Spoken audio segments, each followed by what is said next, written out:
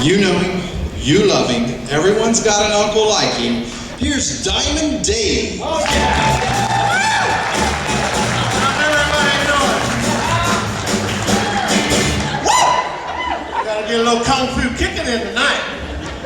I'll tell you what, Diamond Dave, it's been 3 years since I've been back. I've been traveling the country, doing great things all over this great country of ours, but doing some special public service things. A couple quick announcements for you just to help you out in your daily life. No matter how far you push the envelope, it'll always be stationary. Alright? Another quick one for you. Our county engineer wanted me to make this one pass along to help along the highways. Always carry a litter bag in your car. It doesn't take up much room, and if it gets full, you can throw it out the window. One of the other good things I've been doing, you might have seen me down at the fairgrounds there a month or so ago. For public service, I did a kissing booth for herpes awareness. You were in a kissing booth. Yeah, there wasn't a big turnout, but I tell you what, after a couple weeks, everybody that did show up, they were aware of herpes. So what have you been up to lately, Diamond Dave?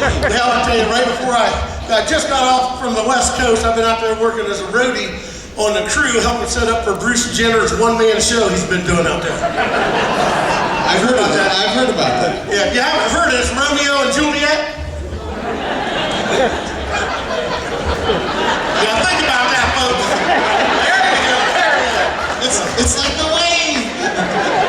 Hey, hang on one second, I just see somebody down here. Julie, how you doing, girl?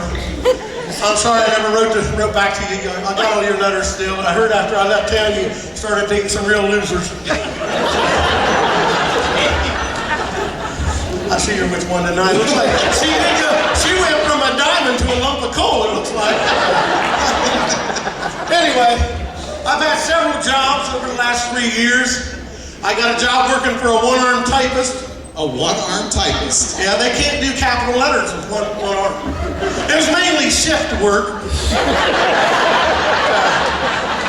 Then I got me a job working down at the exit sign factory where they make exit signs. But you know, exit signs, they're on the way out. So, then I had a little stint working at the calendar factory, but they fired me. They fired you from the calendar they fired me. All I did was take a day off.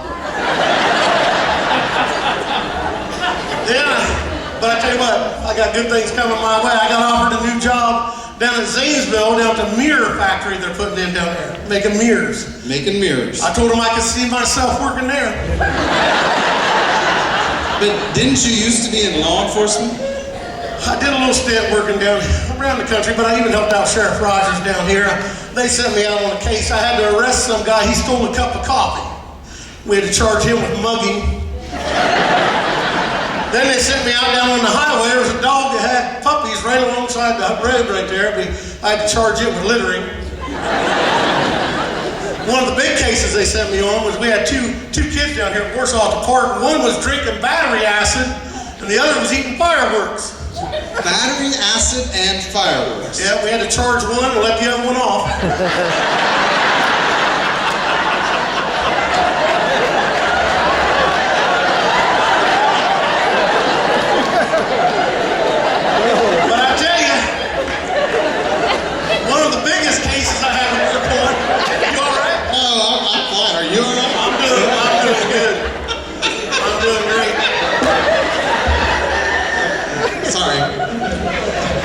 Things right here. Okay, wait a minute. They want a really good picture of you. I'm going to stop things for a second. Hey, Garth Brooks, you and Trisha Yearwood keep looking at me the way you're looking, and I'm going to come down there and show you how the thunder rolls, all right? Don't make me do a little kung fu kicking on you now, all right? All right, one of the biggest cases, though, I want to tell you about, you probably read about it in the paper. We had to arrest, there was a dwarf psychic running around town. A dwarf psychic, we had to arrest him.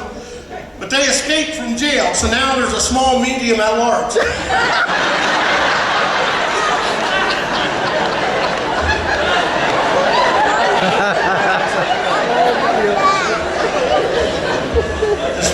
Speaking of little people, down there at Walgreens, they hired him a dwarf pharmacist. Friendly as could be, very nice, but absolutely no help with over-the-counter medicines. But the good news is, if she gets hurt, she does get short-term disability. Speaking of medicine, how have you been feeling? Well, you gotta be on something. Well, I put on a little weight since last time I've been here. I found out I'm a dyslexic anorexic. I don't have to think about that one. But I had a real rough patch there. I swallowed a watch about a month ago. That was very time-consuming. Then I got diagnosed from my doctor. They said I'm a hypochondriac, and you know that really hurts. Think about it. So then I went to the psychiatrist. They just told me that I'm indecisive. They said, you're indecisive. How'd that work out for you? I'm not sure, I don't know. Then they told me I got a fear of speed bumps. I'm slowly getting over that though. So then I thought I'd try some different alternative medicines, so I went to an aromatherapist. Oh, I know it. That's the smell, you know, where you smell things. Yeah, exactly. I walk in, they parted and charged me $50.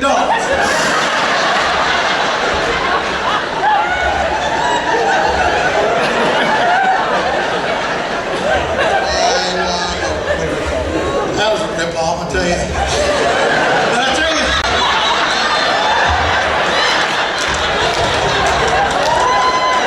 you know what's funny? I didn't even mean it that way till I said it.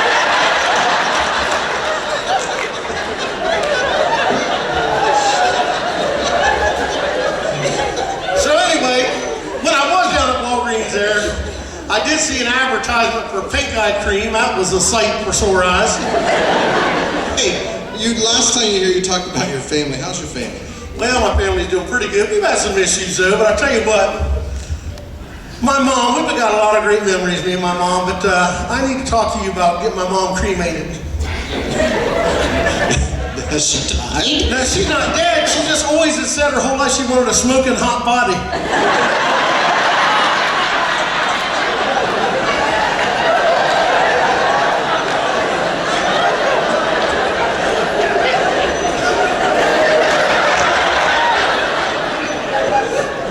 So speaking of my mom, we got a lot of great childhood memories. One of my earliest memories of a good time with my mom was I was looking through the oven door glass window. I was just a little girl, I was playing hide and seek with my mom.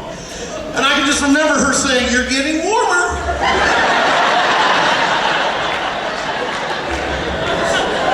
Oh, but Mom and Dad, I remember when I was just a little fellow, they told me we could get a puppy. They said if it didn't work out, that they would just leave it along the road someplace, but thank goodness my foster parents didn't feel that way.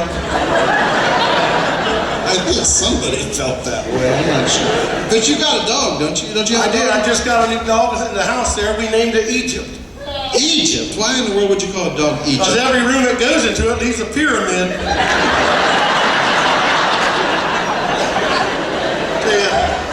I want to tell you about my sister. She's fighting. She got hay fever, and now she's got the diabetes. So to make her feel better, I bought her flowers and chocolates. That didn't work very well.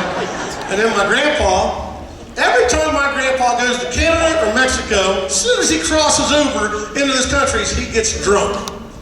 And he was diagnosed as a borderline alcoholic. I tell you what, I gotta get going. I've been here long enough. I got one quick thing. Ladies, by a round of applause, how many of you think men don't listen and only pretend to care about what you say?